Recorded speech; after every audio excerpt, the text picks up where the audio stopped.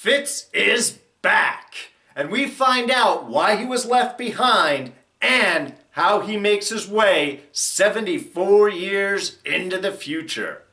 Well, he's not going to be able to do it alone, and he's going to discover that despite his own traumatic experiences and personal misgivings, that his time in the framework is exactly what he's going to need to save Jemma and the team. It's Hunter with the assist on this week's Agents of S.H.I.E.L.D. Season 5, Episode 5. Rewind.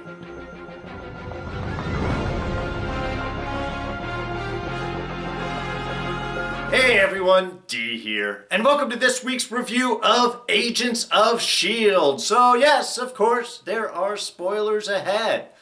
Alright, been waiting for this one, waiting to have Fitz back, and this episode did not let down. Very exciting, got some nice flashbacks, got some old characters brought back, some new characters introduced, some interesting little side stories going on, but let's face it, we had tons of badass Fitz in this episode, and really, honestly, that is all that I wanted.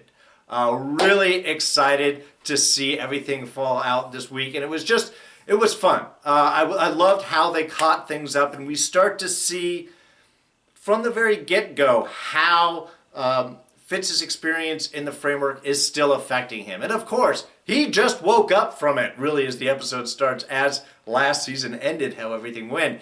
He just got up. He's got his traumatic experience on killing Mace, feeling guilty about that, everything else that he has done in the framework. And I like how they established that straight on, how when they were still in the diner, that's what he's talking to Jemma about. You know, I'm going to turn myself in for the murder of Mace, feeling responsible for this. And I love the transition. There's so many great transitions in this episode. How he's in the middle of talking, yeah, okay, we're just going to, I did it, and nope, everybody's gone. Just boom, instant switch on that. Really very cool, and it leaves Fitz in that state of questioning and uncertainty and loss where kind of we were. So it's great to sort of be on the same page with them. And also seeing that the military was heading in right afterwards. They were not wrong to be heading to the diner and having their pie and expecting to be picked up by the authorities. That's exactly what happened. It just apparently Enoch managed to show up just moments ahead of time. But really overall, a great opening sequence. I loved Fitz's response to the questioning from General Hale and Lieutenants, the two lieutenants, Evans and Lucas, about how much that he wants to get back to the team. Again, that's what's so importantly invested. I mean, there's a couple of layers that happen with that opening kind of like 6-month montage, which was beautifully shot. I loved the whole back and forth and everything that was happening. But how Fitz, I don't know, fools the lie detector but doesn't, because he is being completely truthful. He doesn't know where anybody is. He does want to get back to them. He does care about getting them and making sure that they're safe more, than they care about, the same that they care about bringing the team to justice. He wants to be sure that everyone's safe. All of those sections were true. But you figure that he has spent those 6 months basically stringing them along, coming up with every fantastical possible explanation he can while he's biding time for Hunter to come get him. I mean, it's beautiful. It is commitment.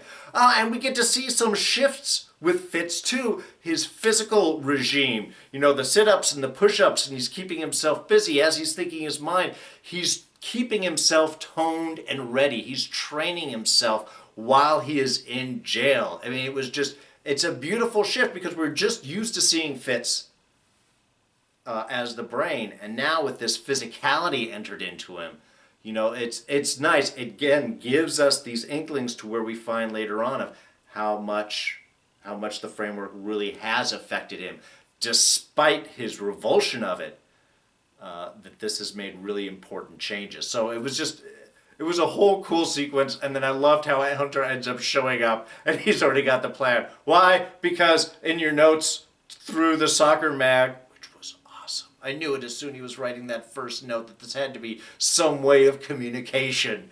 But yeah, it takes 6 months. I guess no soccer mags in Bangladesh. You never know where Hunter's gonna be. But then Hunter comes in, he has his own escape plan.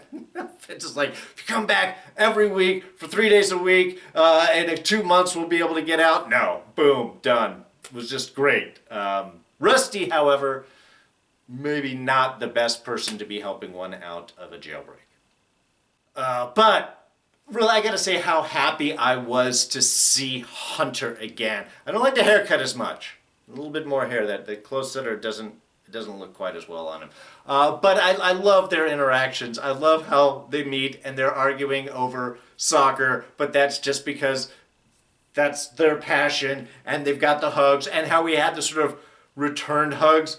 Fitz hugs a little bit too long at the beginning, and then at the end of the episode, it's Hunter that's hugging on a little bit too long. Really, it was wonderful. The whole RV bit. You're right, that is the worst possible escape vehicle that you can have. But after about 10 minutes, all I'm thinking of, especially after we run into Enoch, is this would be your 80s sitcom right here. It's the wacky adventures of Fitz and Hunter with the occasional appearance of Enoch there. Traveling across the country, getting in all sorts of wacky adventures. I just thought that would be a fun bit with the ferrets. God, I love the ferrets. Release the ferrets! Come on, you knew you were excited when you heard that. Though I have to say, when he was first pointing Fitz back into the back of RV about the communication, and he said behind the ferret cage, I really thought he said behind the Faraday cage. For all the technology, a Faraday cage back there would make more sense. But it's a ferret cage. Anyway, these are just some of the little bits of fun that we get sort of peppered throughout the episode that I really keep the life. It's your standard kind of Marvel mixes. You have your series and you have your comedy. But they do everything well. And with the chemistry that we have between Nick Blood and Ian DeCastacker, we have between Fitz and Hunter there, really just plays things off very, very nicely. All right, so Enoch, our mysterious person from the first episode wearing the skin suit, is, of course, an alien from the planet Chronicon around the Cygnus star system, arrived here 30,000 years ago to observe mankind, sort of a stellar anthropologist. Basically kind of like a watcher in its own sense, but not, because we do know watchers exist in the Marvel Universe. We caught it in Guardians of the Galaxy there. In that great end credits shot. But filling the same type of role. I don't recall any character of, we've got Enoch from the biblical stories and stuff like this, which kind of interesting if you look at Enoch's version traveling on a spaceship and kind of a connection there. There's another Enoch that's more, Beta Ray Bill-ish. Anyway, but nobody that seems to have matched up. So this might be someone just for the show. And even the Chronicon and Cygnus and everything like that. I don't know, there might be something. I can't recall any connection. So this might be something new. And overall, I liked Enoch here. I thought that he was fun. I love his kind of just easygoing approach with things, how he's getting his coconut water out of the fridge, and he's like, I've been expecting you. So that was all kind of cool. We also find out that it is 2091 where the team was sent, so 74 years into the future, and that it is from a prophecy we find out later on to be little Robin Hinton, who of course is the daughter of the character we saw a couple of seasons ago, the Inhuman that could see into the future. They explained this in the episode. But who he died, and at the end of 3, we see her giving the bird to Daisy, giving that little carved bird to Mary at the end, little Robin at the end there. So we do. It's kind of cool that we're bringing back some of these old characters, and we find out, of course, she has gone through Terragenesis, like what's randomly happening around the Earth, and she is now And I love that description, how she's seeing the past, present, and the future all at the same time. I mean, traumatic for a parent, certainly for a kid to kind of go through that, that's got to be crazy. But a cool character to bring back and to kind of loop things around. I mean, I love when we have these little Easter eggs and returning characters. Always really nice. But apparently, little Robin is the one that has come up with the prophecy. And this is where things get kind of weird. Because obviously Enoch seems that he can't interfere, and yet it's prophecy. The reason they can is because of some extinction level event. So the prophecy seems to be that the agents of S.H.I.E.L.D. are going to be needed in the future to stop an extinction level event. This does not seem to be the whole earth-shattering, literally, event that fractured the earth. And yet the prophecy, when they're in the future, seems to be about going and fixing that and saving that. So anytime you deal with time travel and stuff like that, things get a little clunky when you think about cause and effect and when things are supposed to be happening in relation to everything else. The timeline gets a little kind of screwy and stuff. But this does give Enoch that permission to go ahead and assist. And I have to say that when we did have that scene where Fitz finally asks, this is like why I wanted to be with my friends, why aren't I with them? And she hands over that drawing. It's like, because you have to save them. Oh man, I did. I got teary-eyed up there. It was just, because that's what you think. That's what he was there for. He was held back because he has to go back and he has to be the one to assist. So it's just, there was just so, I'm sorry, I'm getting teary, I'm losing track here. It was just very exciting. So I love that we're returning these characters and we sort of find out at least a little bit of an idea of what's going on, though honestly not too much. Because I have to say, despite how everything sort of plays out, and we do seem to have Enoch back at the future who ends up waking up Fitz, we don't really know much about his story. We're assuming all of that's true, and he seems to be rather forthright about it. Certainly, he has been interacting with Mary and little Robin and stuff for a time to sort of help in that transition. But you just got to think of why. There's a lot of questions. We're proposed with a lot of things, but we don't have any certainty with them. And then especially when we've got that final scene between Hale and our two lieutenants, we know that something else is going up. When we first saw Hale, she did think, when she thought about the kid, that, if she can see the future, then she can tell secrets.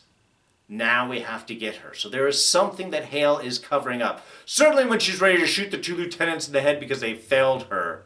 Why? Because they don't want any more information getting out. That's why you take care of people like that. Really, it adds an extra interesting dimension. And I am curious if this is going to tie into something like Skrulls, which we know are coming into the Marvel Universe. We know that that's going to be an integral part of Captain Marvel. And I'm wondering if we're starting to get the little placements out here, because this would seem to make sense to be sort of a Skrull thing. Now, the effects of the framework on Fitz is something that he is really wrestling with throughout this episode. And while he is initially really focusing on the negative effects, yes, the loss of Mace, that he made those choices, all of the dark choices that he had made while he was in there. I understand him feeling responsible for that. Now, of course, he did make those choices within a world that was entirely designed around him making these particular choices by psychotic AI. So it's not really entirely his responsibility, but we can sort of pass that up. But we already saw in that opening montage of him training, that kind of physical effects. But then we start to see it manifested more, and nothing was better except when we saw that first appearance of it, where Hunter got to see it really, when he put the gun to Enoch's face and held him down. It's like introduction to Fitz 2.0, badass edition. And Hunter was really somebody that he can kind of open up with that. I love the little discussions. I love that bit where Fitz has been dwelling so much about the Fitzsimmons curse. And that they are cursed to stay apart. And now, because of the whole framework incident, how he's tweaking it and saying, well, maybe it's just a curse to keep Jemma away from me because there is so much darkness inside. And Hunter's response to that of talking about how every light needs its shadow. That there is a way to use this from a positive end. And considering how everything ends up laying out, that ends up being a rescue mission, that it is Fitz that's going to need to go and rescue the team. Really, this is why the framework happened, was to put Fitz in this position so he could be the badass, so he could step forward, and nothing exhibited that better or more clearly and more awesomely than our Scene of the Week. And that, of course, being when Fitz goes all John Woo. When they get back to the military base where they had broken out of, they turn around, and they spot the bus, which is awesome. And all of the guards comes in and they open it up and it's all of the icers, and Fitz is just like, just pulls them right out. Dun, dun, dun, dun, dun. Drop it this guy, drop it this guy. Balletic too. He shoots, he spins around Hunter and drops the two next guys, and he seems kind of honestly surprised about it himself. You know, he's laying there behind the crate almost like, wow, I mean, I don't know what training he was doing in the framework. It would seem that he was doing full combat training, because this seems to be where this is manifesting it out.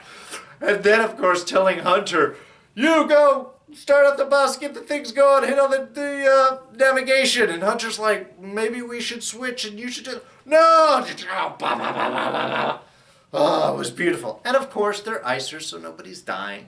It's the perfect sort of Fitz move. But it was just so beautifully done. I mean, it was amazing. Like I said, balletic, great looking, wonderful choreography, and such an unexpected twist from Fitz. But completely necessary. Because when he does wake up after his 74 years sleep, with Enoch right there, nice throwing the towel, the blanket around, Enoch, you know, you're thoughtful. But describes what he's have to go in of mobsters, monsters, and aliens. The scum and villainy of the universe. You know, do you have it in you to deal with that? And that final shot of Fitz just staring down at the helmet. I've got it in me. I mean, you could see he's like, I've got to drip into that side of me in order to go in and save my friends. It was just, it's just such a beautiful personal arc, not only for the character, but throughout this episode, to start with the regrets of what he has done, his first lines, to at the end embracing those experiences, because that's exactly what he's going to need in order to save Jemma and everyone else. Is just a beautiful, beautiful piece of writing and acting right there. All right, just a couple of small things. One, nice to hear that Bobby and Hunter are still around, that they're great for each other 100% of the, let's see, they're 100% meant to be together 50% of the time. Or some combination of that. Kind of awesome. Yes, they're always together, they're just not currently, just not currently next to each other. It was just, I love the kind of description of their relationship, and it makes sense, because even when we first met them, it was the back and forth. How they almost got married again, except the ninjas arrived. Come on, we all want to hear that story now. Perfect. But we also get kind of a little sneak preview of what may be to come, at least in their lives, is when Fitz does leave the lighthouse. We find out that someone has to look after little Robin, and Hunter suggests, yeah, Bobby's always been interested in doing something like this. So Bobby and Hunter are going to be together at the lighthouse watching over Mary and little Robin. That's kind of their future. Kind of a cool idea. That's what's going to bring them together. A family of sorts. When Fitz was in the interrogation room and he was talking about his experiences and that maybe he had done something, but his mind wiped it from him. He was talking about, of course, obviously his time in the framework and the effects that had had. But it also brought up his earlier brain damage from way back in season 2, which in a way, was kind of cool. It was good to have that little flashback of the character, the acknowledgement of it, because while I thought that was a super interesting character choice at the time, and I loved how Ian had manifested Fitz in that state, certainly not a condition that was conducive for long-term writing and character work. So I understand how they just kind of seemed to make him better after that. But I appreciate that they did go back and at least kind of reference that period in his life, because, like I said, he seems to have pretty much fully recovered. And S.H.I.E.L.D. is gone again, apparently, from when Fitz was going through his phone and the headlines of everyone hunting after Daisy and such. There was one, S.H.I.E.L.D. was defunded and dissolved. So, yeah, I guess S.H.I.E.L.D. is gone again. It's there, it's back again. It'll return, I'm sure. Hunter with his margarita, I'm assuming, slurping it in the RV as Fitz was going and identifying the truck that changes names. Just great character stuff. The lighthouse there at the edge of Lake Ontario. I loved how we had the postcard linked up there. It's just Fitz signs that and leaves that with little Robin. But some interesting stuff there. How long has it been there? Unknown. How deep does it go? Unknown. Who built it? Unknown. And yet this is going to be humanity's lifeboat in the future. So there's a lot more interesting questions that were brought up than really answers given there. And I also love how Fitz just tucked away the axe shotgun and all the weapons inside the wall there. Gonna wait for us to arrive. Release the ferrets! I know I already said that before, but I'm saying it again because it was awesome. And I loved Fitz's plans too. They're just gonna head for the drainage. They're gonna set off the proximity alarms. Everyone's gonna head out to go and see what's going on, leaving them completely alone inside the giant warehouse. Just brilliant. And of course, bonus, the bus. The perfect Star Wars reference at the end there when Fritz gets frozen. I love you. I know. Couldn't be any better. It's like nerd heaven. Enoch had mentioned to Fitz that he couldn't send him through the monolith because he couldn't turn it on this end, implying it was turned on the other end. However, there is no monolith in the lighthouse in the future. At least it wasn't there when anyone arrived. And as Jemma had said, there was no monolith on Maveth when she arrived there either. So where is it being turned on? And since monoliths are typically Kree in origin, is it rebellious Kree? Is it a fifth column? Anyway, there's a lot, like I said, a lot of questions really brought up here. We've got who is it that's turning on the monolith, and where are they, or when are they, to get the team to travel north into the future in the first place? Is Enoch being entirely truthful with his part of the story, or are we only hearing, well, part of the story? And what is going on with General Hale? She's covering something up, certainly willing to kill her own subordinates in order to keep that covered, and concerned that Robin could be spilling secrets. So I'm going to be thinking Skrull until I hear anything else. And is this part of the Kree Skrull War happening over a period of time? What exactly, why is this prophecy, and what is that everything happened? So a lot of questions we're going to have to find out throughout this season. But I think these are going to be some of the big ones to keep in mind. I guess the founders could have the Kree monolith there, and it would sort of make sense how they knew the agents were going to be there in order to send Virgil to pick them up. But how did they get hold of the monolith, and how were they able to control the time to get back? So still questions. So that's it for 2017. We're not back until next year, which is like 2 weeks. 2 weeks off. Just, that's it, and we're back on the 5th. So not that long at all. Really excited we don't get too much of a break. We got Fitz coming into the future. We got the whole team together, and we get to really dig into Cassius' plan right there. So really excited to see, now that we've got it all together, what things are going forward, and hopefully get a little bit more clues into what exactly is going on. What is this trans-time battle that's going on? Really excited to hear about that. So, we'll not see you guys until next year. I hope you all have a very Merry Christmas, winter holiday, Happy New Year, and all of that stuff. I'm going to have a week off with nothing to do. I'm probably going to be freaking out. I'm not really sure what I'm going to do with myself, but we'll be back in 2 weeks. It'll be great. So, if you did enjoy this review, please go ahead and hit that like button. Thoughts, ideas, and comments, please throw them down in the section below. Now, I have to be honest with you guys. I thought I had a lot more time this week, and it has just, I've had nothing. I've been really trying to get back to everyone, your comments and statements and everything. So please work with me a little bit over the holiday. Put your thoughts down. I will get back to them. You know, I like to answer every comment. I love the discussions we have with these. So please let me know what you guys are thinking. Throw those down in the section below. Now you can always catch me on Twitter and Instagram. I am at Darren Jakes.